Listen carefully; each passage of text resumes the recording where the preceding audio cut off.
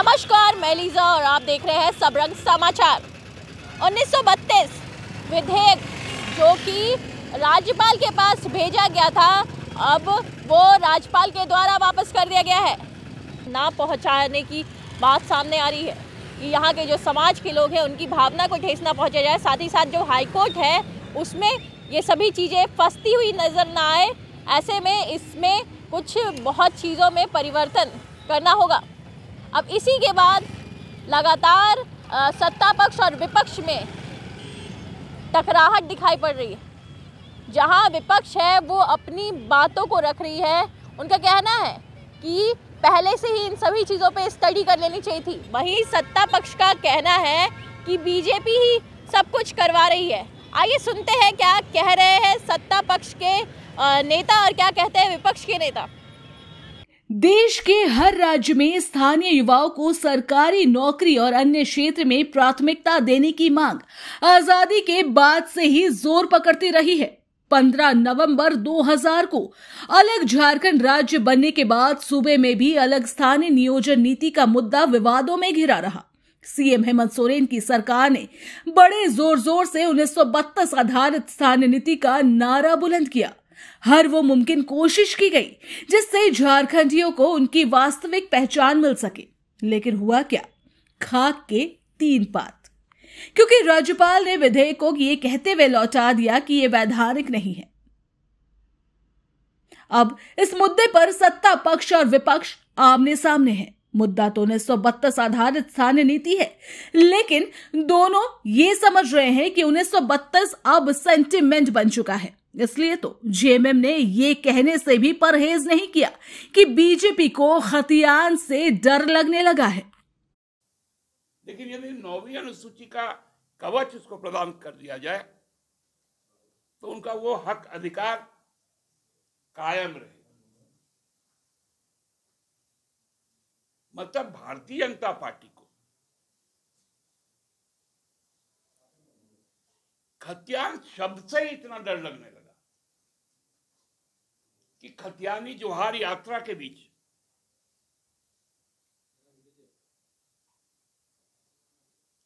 इस तरह की बातें सामने आ गई। के हक में बात एक और सवाल लेते हैं। 1932 जो विधेयक है वो वापस कर दिया गया, उस बिल को वापस कर दिया गया राज्यपाल के द्वारा। क्या कुछ कहेंगे? आप लोगों ने एड़ी छोटी लगाई लेकिन फिर भी चीजें कुछ और दिखाई पड़ी।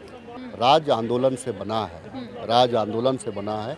एक लोगों को इस सरकार पे विश्वास है कि उनके अनुरूप, अपने अनुरूप यहाँ नीतियाँ बने। हम लोग प्रयास कर रहे हैं, ठीक है।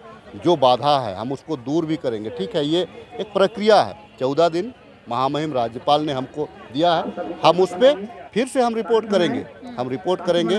लेकिन सरकार, आपको मैं जरूर बता, झारखंडी हित में सरकार कभी पीछे नहीं हटेगी।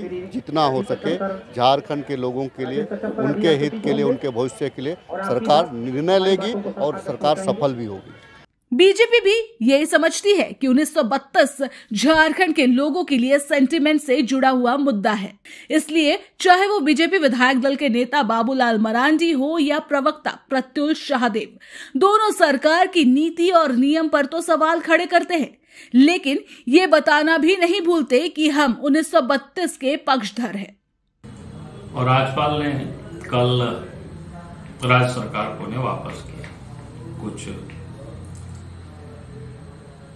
बिंदुओं पर उन्होंने आपत्ति दर्ज की है। हम राज्य सरकार से, मेरा विनम्र प्रार्थना होगी कि आप राज्य के राज्यपाल ने जब वापस कर ही दिया है तो जिन जिन बिंदुओं पर राज्यपाल ने आपत्ति की है उन सारे बिंदुओं आपत्तियों को दूर करने के लिए अब राज्य सरकार को पहल करनी चाहिए। उस पर हमारा ये सुझाव है कि राज्य सरकार जब भी हम देखते हैं अगर कोई छोटा मोटा करप्शन को लेकर के मामला जब कहीं भी आती है तो जांच से बचने के लिए सुप्रीम कोर्ट से बड़े बड़े लॉयर को ले आते हैं, कपिल सिब्बल जैसे वकीलों को ले आते हैं और विधानसभा ये क्या कहते हैं हाई कोर्ट में, सुप्रीम कोर्ट में वो खड़ा कर देते हैं।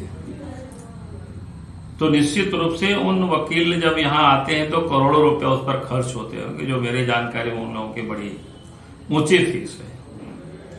तो हम कहेंगे कि मामला झारखंड के 3.5 करोड़ लोगों से ये जुड़ा हुआ मामला है, और इसलिए मेरा राज्य सरकार से, मुख्यमंत्री से मेरा विशेष आग्रह होगी, अब दिल्ली के सुप्रीम कोर्ट से वो जो बड़े बड़े लॉयर हैं, कपिल सिब्बल जैसे लॉयर, उन लोगों को आप ले आइए और स्थानीय और नियोजन नीति झारखंड के बच्चों के लिए क्या हो, जिसे आपको दिल्ली और पार्लियामेंट या भारत सरकार को भेजने की कोई जरूरत नहीं पड़े, क्योंकि आप बार बार इस पर राजनीति कर रहे हैं। भाई कम से कम इस पर राजनीति नहीं करें, झारखंड के बच्चों के लिए झारखंड पर ही निर्णय हो, विधि सम्मत निर्णय हो। उसके लिए 2, 3, 4, 5 करोड़ रुपया खर्च हो तो खर्च करिए, भारतीय जनता पार्टी उसके विरोध नहीं करेगी।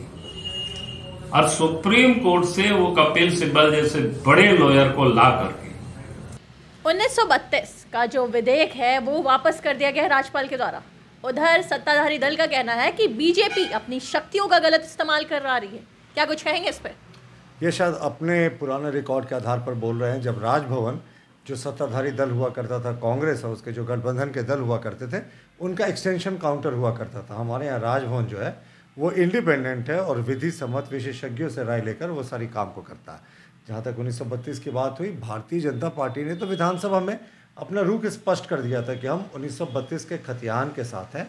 और देखिए, जो 3rd और 4th ग्रेड की नौकरियां हैं वो चपरासी, क्लर्क की, और हमारा बहुत स्ट्रांगली मानना है कि यहाँ के आदिवासी मूलवासियों का पहला हक बनता है, पहला उन्हें ही हक मिलना चाहिए। और हम तो 2002 में भी इसे लेकर आए थे, लेकिन उच्च न्यायालय ने खारिज कर दिया था और कहा था कि इसे संशोधन करके इसमें कुछ नए प्रस्ताव डालकर फिर से इसे लाए। लेकिन ये जस्ट उसी को 1932 के खतियान को ले आए। तो 1932 के खतियान के हम पक्षधर हैं, लेकिन जो हाईकोर्ट ने उस समय कहा था कि विसंगतियों को दूर करें, इस सरकार को उस विसंगतियों को दूर करना चाहिए था, तब लाना चाहिए था।